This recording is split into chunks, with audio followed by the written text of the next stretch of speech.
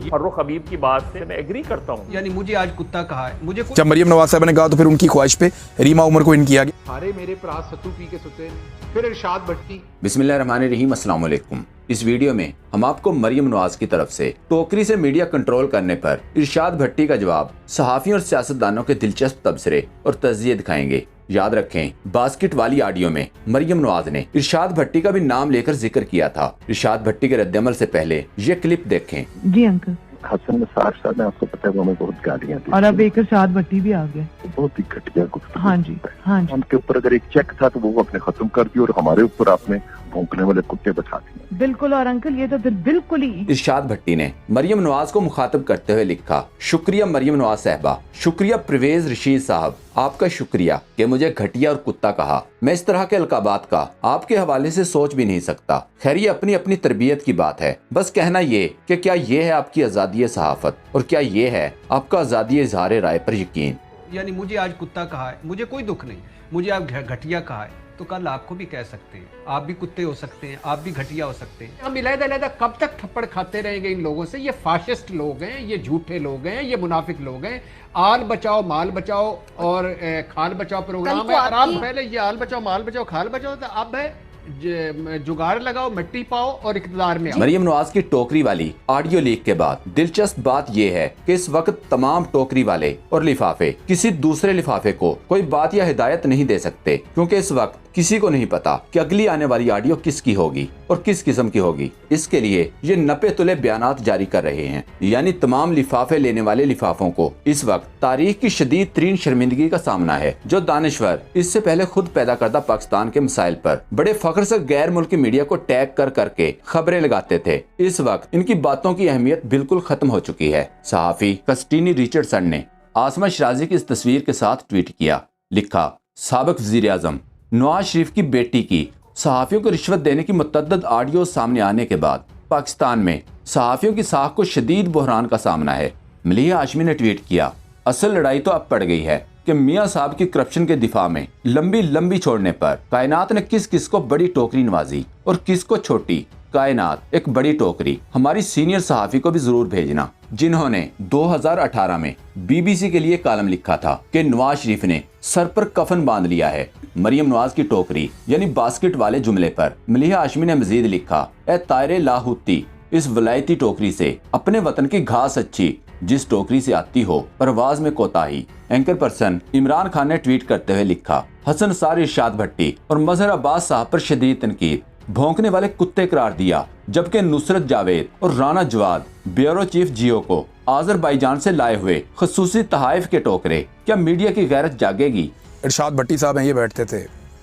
हसन निसार साहब हैं, वो बैठते थे। मजहर अब्बास साहब हैं, वो बैठते थे। बाद में इन्होंने रीमा उमर को ऐड किया। उसने बहुत PMLN को, मुझे लगता है इसी मीटिंग के बाद ना, जब मरियम नवाज साहब ने कहा तो फिर उनकी ख्वाहिश पे रीमा उमर को इन किया गया। वो उन्होंने बहुत PMLN को सपोर्ट किया। मैंने देखा जियो पहले ही इनके हक में चल रहा था, जियो ने इनके झंडे उठाए हुए थे। ये देखी मेरी मीडिया मैनेजमेंट, तो दिस इज मीडिया मैनेजमेंट।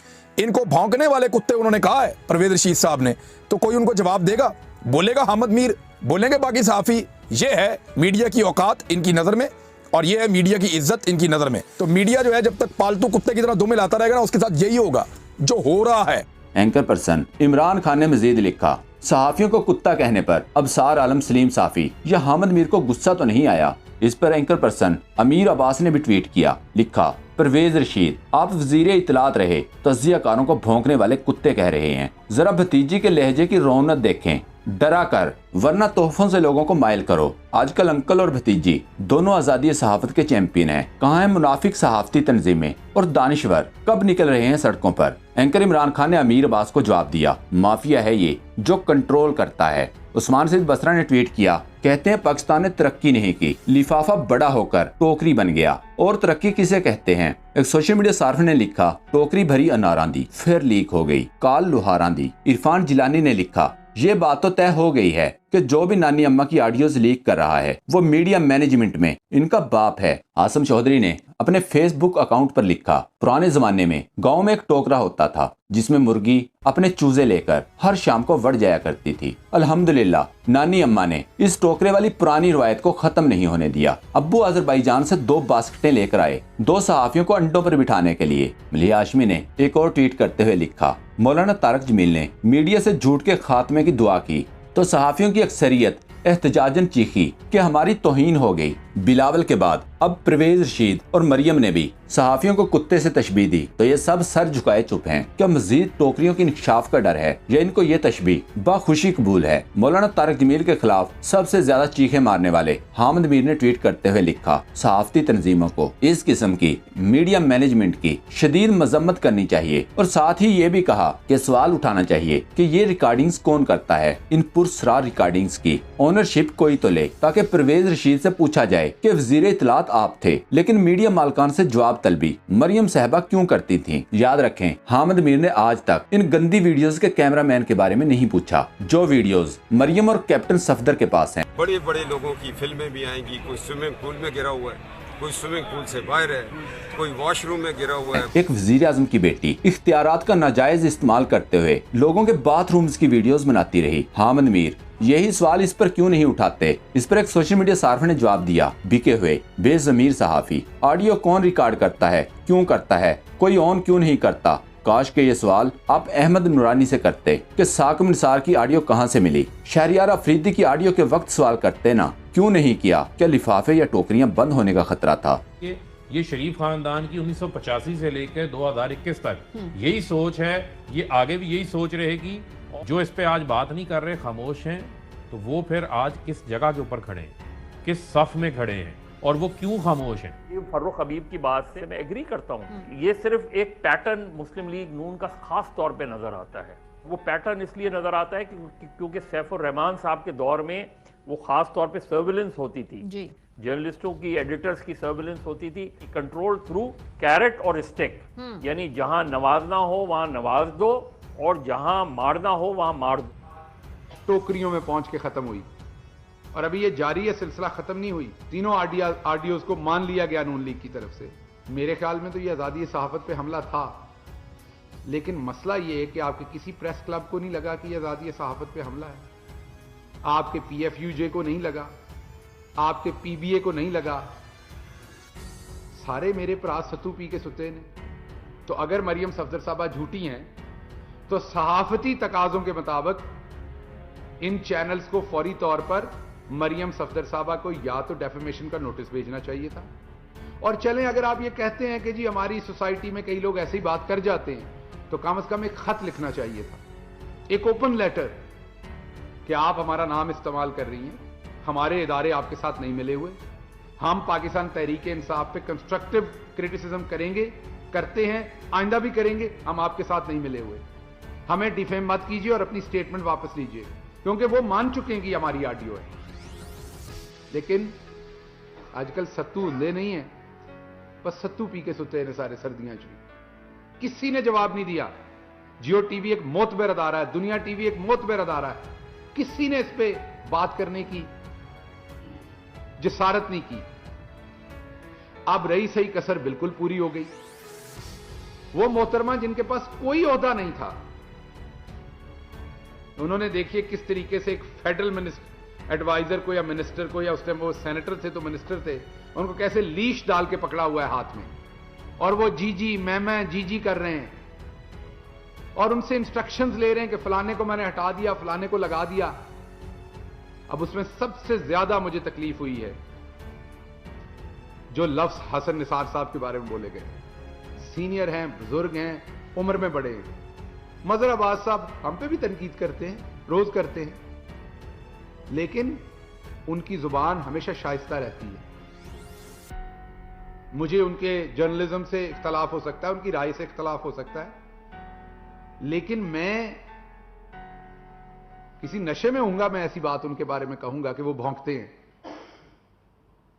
फिर इरशाद भट्टी उभरता हुआ सितारा है, मेरा दोस्त है, दोस्ती के नाते मैं लिबर्टी ले जाता हूं ये कहते हुए, लेकिन मुझे थोड़ी सी अंदर से खुशी भी हुई है क्योंकि वो दीवार पे बैठ के बहुत उछल रहा था, उसको ये बहुत याद आ रहे थे। तो एक रियलिटी चेक मिला है इरशाद भट्टी को कि ये आप और हमारे जैसे मिडिल क्लास के लोगों को समझते क्या हैं ये लोग, आपकी औकात है क्या इनकी नजर में।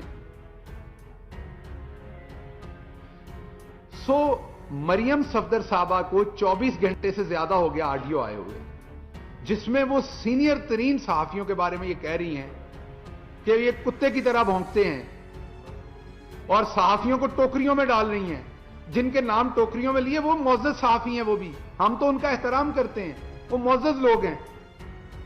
तो क्या किसी की तरफ से कोई स्टेटमेंट नहीं आनी चाहिए? शहबाज गिल तो किसी को कह दे ट्विटर के ऊपर कि आप ये गलत खबर दे रहे हैं, तो अगले दिन हमारे बुजुर्ग हैं नासिर जैदी साहब, वो एक इतना लंबा फरला निकाल देते हैं मेरे खिलाफ। मेरे बुजुर्ग हैं, मेरे लिए काबिल एहतराम है, रोज फरला निकाले, सीनियर सहाफी हैं, हम तो उनका एहतराम करते हैं। लेकिन क्या आजकल पीएफयूजे का ये वाला जो चैप्टर है यहां का, ये छुट्टी पे है या इतनी पसंद नापसंद है? फिर सोशल मीडिया में जो लोग हैं वो टोकरियां लगाए फिर रहे हैं। जब आप नहीं बोलेंगे तो आपके नामों पे भी टोकरियां लगेंगी। हमारे लिए नहीं, अपनी बरादरी के लिए बोले। और अगर कोई डर है, अगर जकड़ा हुआ है शरीफ फैमिली ने किसी चीज को, तो कम से कम वो बता दें, हमें बता दें। गवर्नमेंट ऑफ द डे आपके साथ खड़े होंगे। पाकिस्तान में एक तो रवाज है